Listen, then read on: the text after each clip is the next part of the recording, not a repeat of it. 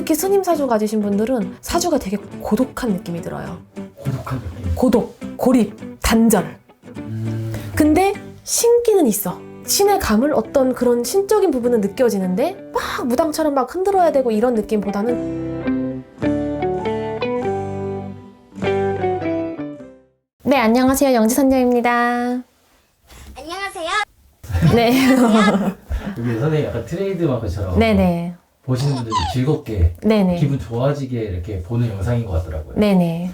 근데 주제는 특이 케이스라고 하면 특이 케이스일 수 있을 것 같은데 네네. 지난번 점사 맛집에서 스님 사주 네네. 분이 오셨어요. 네네. 스님 사주 여기서부터 한번 풀어나가볼까요? 네, 스님 사주를 가지고 있는 분들이 있어요. 그러니까 무당을 해야 되는 분들이 오면은 우리가 신가물이고 제작감이다, 뭐 아니면은 이렇게 신을 받아야 될 사람 같다, 아니면 신을 받은 사람 같다 이런 느낌이 든다면 이렇게 왜 스님이라든지 이렇게 왜 절 쪽으로 뭔가 이렇게 종교적인 일을 하시는 분들은, 그러니까 꼭 스님이 아니어도 되게 막 보살님, 절에도 보살님들이 있잖아요. 왜 그렇게 하시는 분들은 조금 달라요, 느낌이.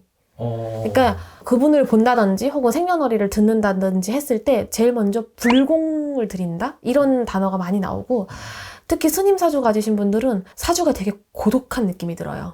고독한 느낌. 고독, 고립, 단절. 근데 신기는 있어. 신의 감을 어떤 그런 신적인 부분은 느껴지는데 막 무당처럼 막 흔들어야 되고 이런 느낌보다는 정적이면서 고독, 고립, 단절 이런 느낌이 되게 많이 들고, 특히 이런 분들 같은 경우는 솔직히 배우자 자리가 잘 안 보여요.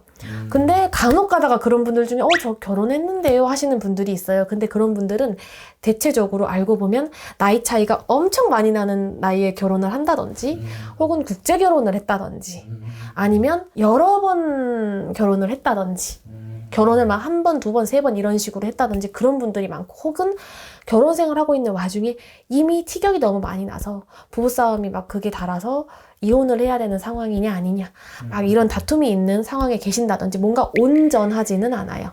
가정이 온전하지 않다. 네네네네. 그게 스님 사주가 타고나는 운명이라고 볼 수 있는 건가요? 그럴 수 있어요. 특히 그런 남자분이랑 결혼한 여자분들은 굉장히 힘들어하세요. 힘들 것 같아요. 네네. 그 여자분도 근데 그러면 약간 그쪽에 좀 가물이 있으시겠죠, 아무래도. 아. 그런 분들은 보통 이제 신가물이 좀 있으신 분들이 많으시고, 뭔가가 그런 안 맞는 부분이 있나 봐요. 특히나 그런 스님 사주 가진 분들이 예를 들어서 뭐 부인이 기독교거나 아니면 다른 종교를 가지고 있다거나 했을 때는 그렇게 티격이 많이 나시더라고. 그런 분들을 너무 많이 봤어요. 저번 점사 맛집에서 네네. 현대판 구제중생 그렇죠. 요 의미도 한번.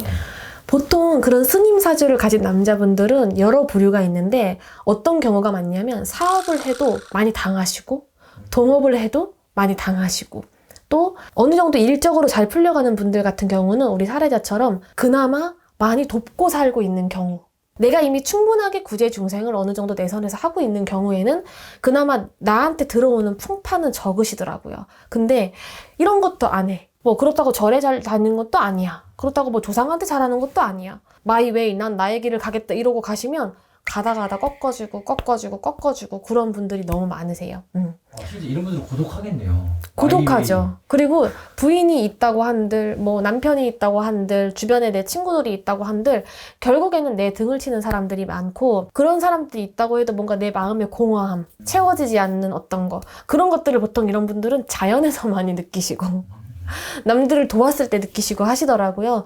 그게 뭐냐? 그게 바로 스님이다. 이렇게 얘기를 많이 드려요. 여러분, 구독, 좋아요, 알람 설정 부탁드립니다. 여기서 완전히 분류를 해야 될 거는 스님 사주와 박수무당 네네네. 사주는 완전 좀 달라요. 느낌 자체가 달라요. 박수무당을 하시는 분들은 굉장히 기운 자체가 어떤 느낌이냐면 칼칼한 느낌이 든다면, 스님 사주인 분들은 되게 무거워요. 느낌이. 그게 좀 달라요. 둘 다 공통적으로 신기는 있고 신가물은 있고 철학적인 사주도 있어. 근데 그 성향적인 부분이나 말하는 말씨라든지 음색이라든지 그런 것부터가 다 달라요. 근데 이제 예를 들어서 이 박수분들 중에 이제 그러니까 뭐라 그러지? 법사님? 그런 분들 약간 그거의 중간 같은 느낌이셔요. 그런 분들이 많으시더라고요.